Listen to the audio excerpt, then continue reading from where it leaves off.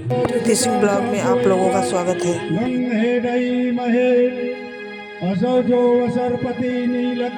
सुंदरता की तुलना नील गगन से होती हो, जिसकी मुस्कान की तुलना बिजली से होती हो, जिसके आंखों की तुलना काजल के जो धार है उसकी तुलना घटाओं से होती हो, सोचो वो कितना सुंदर होगा।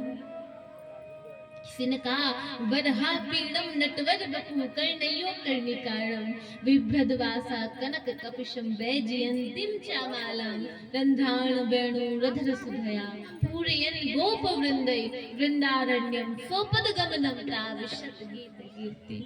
ठाकुर जी बोले इतना सुंदर होने के बाद भी गोपियों के बीच में ही हमेशा रहता है और नंगे पैर ही उस वृंदारण्य में वृंदावन में घूमता हुआ सुशोभित होता रहता है। प्यारा कन्हैया जितना सुंदर भी है उतना दयालु भी है, भक्त के बीच में ही रहने से उसकी सुंदरता है। वो कहता है आज पूतना भी ऐसे सुंदर से कन्हैया का दर्शन कर रही है तो सोच रही है कि इतना सुंदर भी कोई है संसार में। मैंने पहले तो नहीं सोचा था, लेकिन क्या करूं, कंस के काम से आई हूँ इसलिए मुझे मारना तो पड़ेगा।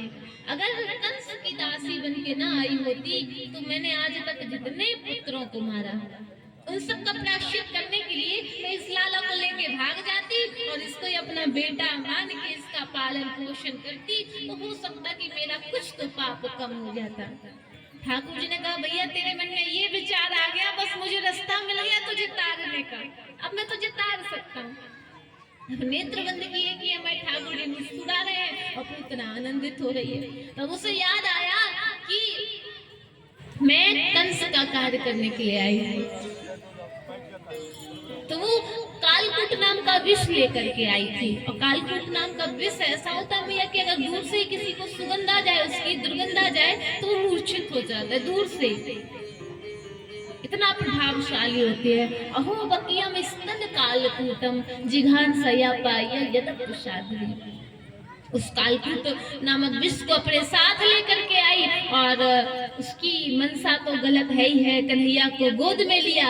मनसा गलत है लेकिन कृत्य तो एक माँ वाला ही कर रही है, काम तो एक माँ वाला ही कर रही है। गोद में उठाया, आंचल से लगाया और जैसे ही दुग्धपान कराने लगी, ठाकुर जी ने कहा तू एक कदम आगे आई है ना। भगवान कहते ना जो तू आवे एक पग मैं आऊं पग 60। इतना 4 गुना 5 गुना नहीं, सीधे 60 गुना हमारे ठाकुर जी आते हैं। आप एक पग रखोगे वो दौड़े दौड़े आएंगे।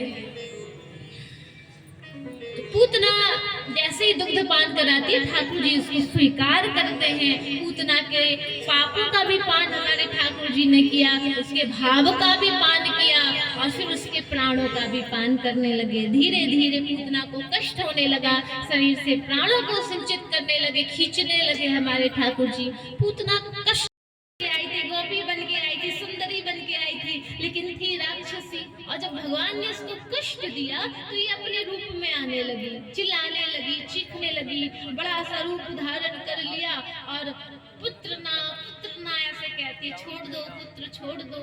तो बाल बाल कहने लगे ये नाम पूतना है, ये पूतना पूतना चिल्ला रही है। अब वो कन्हैया से कह रही थी पूतना ऐसा मत कर, पूतना ऐसा मत कर।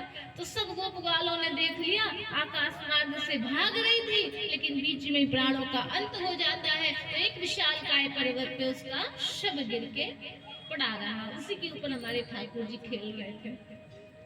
यशोदा ने जैसे ही देखा मेरा लाला नहीं है, दौड़ के आई, चिल्लाने लगी, रुदन करने लगी कि मेरा लाला कौन लेके चला गया। ग्वाल वालों ने बताया कि वो पूतना उठा के ले गए। तब सब लोग दौड़ के जाते हैं और कन्हैया को देखे तो ऊपर पड़े हुए हैं, आराम से लेटे हुए हैं, उठा के लेकर के आए। और जैसे कन्हैया को उठाया तो कन्हैया मुस्कुरा रहे हैं, इनके ऊपर भी इसका क्या प्रभाव होगा। उठा के लेके आए कन्हैया को तो नारद जी वही थे, सब कुछ देख रहे थे। पूतना के शरीर से जो आत्मा निकली, जो उसका वास्तविक शरीर था वो निकला, हाथ जोड़ के कन्हैया को प्रणाम करता है। कहा कि प्रभु आज आपने मेरे सारे पापों का अंत कर दिया। और जब पाप